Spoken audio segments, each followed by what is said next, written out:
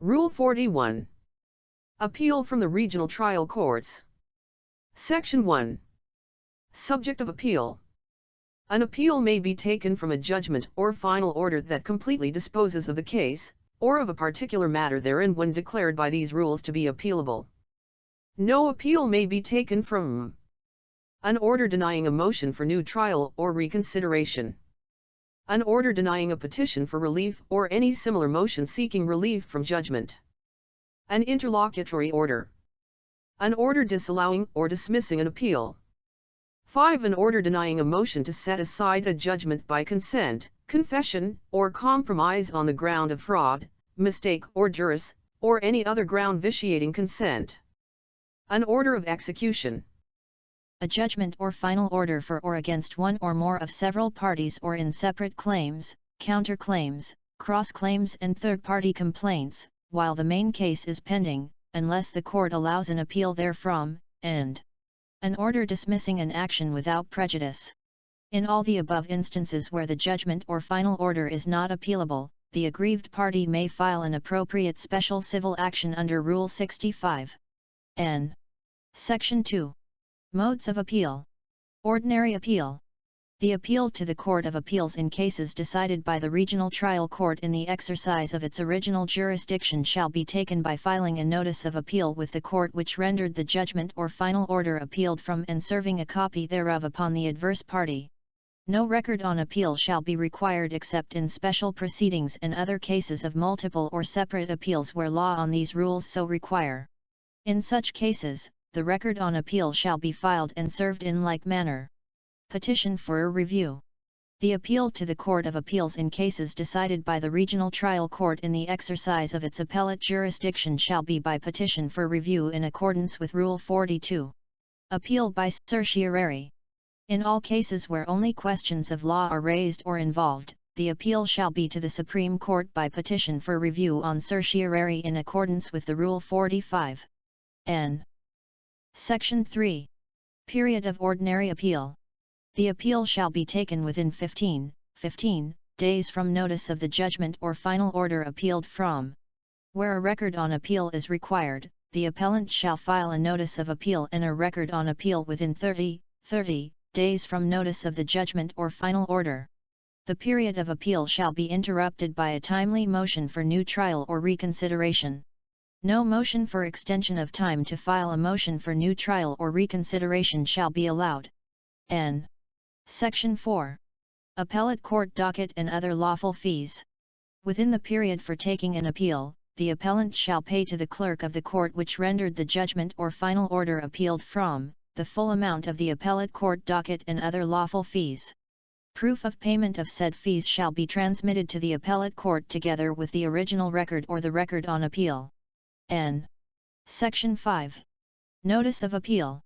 The notice of appeal shall indicate the parties to the appeal, specify the judgment or final order or part thereof appealed from, specify the court to which the appeal is being taken, and state the material dates showing the timeliness of the appeal. 4a. Section 6. Record on appeal, form and contents thereof. The full names of all the parties to the proceedings shall be stated in the caption of the record on appeal, and it shall include the judgment or final order from which the appeal is taken and, in chronological order, copies of only such pleadings, petitions, motions and all interlocutory orders as are related to the appealed judgment or final order for the proper understanding of the issue involved, together with such data as will show that the appeal was perfected on time.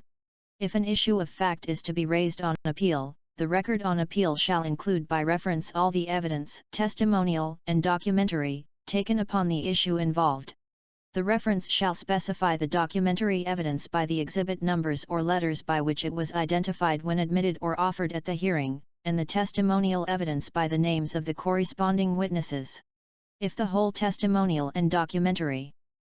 This application will let you trade all assets in the market today, which include stocks, crypto, ETFs, indices, forex, commodities among others. You can also copy the trades of the best traders, which is called social trading or copy trading. Earn rewards. Start by using my affiliate link. I may earn commissions from your registration. Evidence in the case is to be included. A statement to that effect will be sufficient without mentioning the names of the witnesses or the numbers or letters of exhibits. Every record on appeal exceeding 20 pages must contain a subject index. 6a. Section 7. Approval of record on appeal. Upon the filing of the record on appeal for approval, and if no objection is filed by the appellee within 5 days from receipt of a copy thereof, the trial court may approve it as presented or upon its own motion or at the instance of the appellee, may direct its amendment by the inclusion of any omitted matters which are deemed essential to the determination of the issue of law or fact involved in the appeal. If the trial court orders the amendment of the record, the appellant, within the time limited in the order, or such extension thereof as may be granted, or if no time is fixed by the order within 10 days from receipt thereof, shall redraft the record by including therein, in their proper chronological sequence, such additional matters as the court may have directed him to incorporate, and shall thereupon submit the redrafted record for approval, upon notice to the appellee, in like manner as the original draft. 7a. Section 8. Joint record on appeal.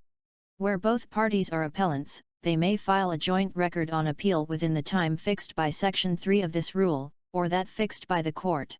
8a. Section 9. Perfection of appeal, effect thereof.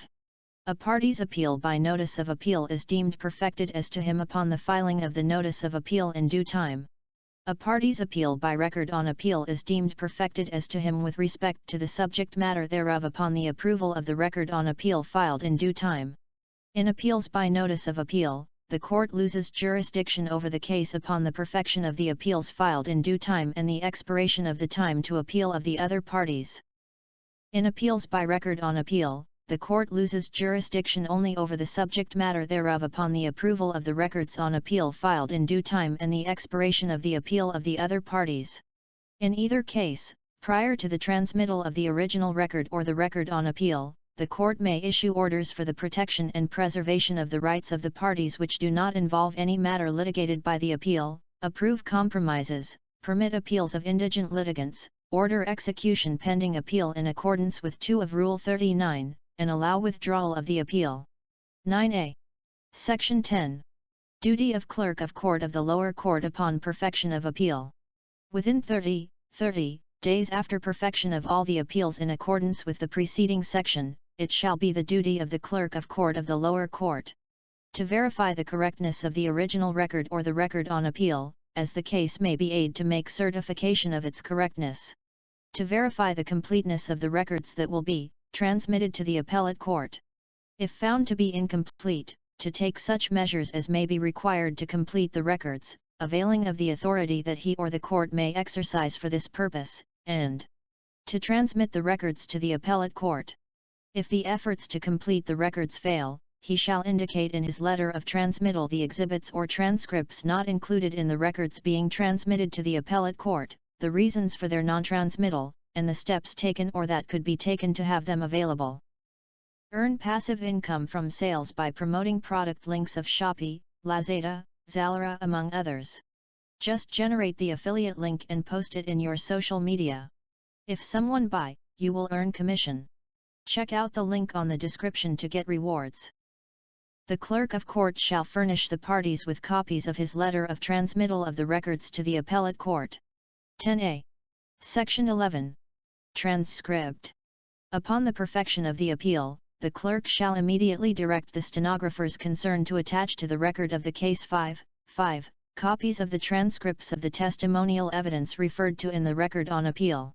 The stenographers concerned shall transcribe such testimonial evidence and shall prepare and affix to their transcripts an index containing the names of the witnesses and the pages wherein their testimonies are found, and a list of the exhibits and the pages wherein each of them appears to have been offered and admitted or rejected by the trial court. The transcripts shall be transmitted to the clerk of the trial court, who shall thereupon arrange the same in the order in which the witnesses testified at the trial, and shall cause the pages to be numbered consecutively. 12a. Section 12. Transmittal.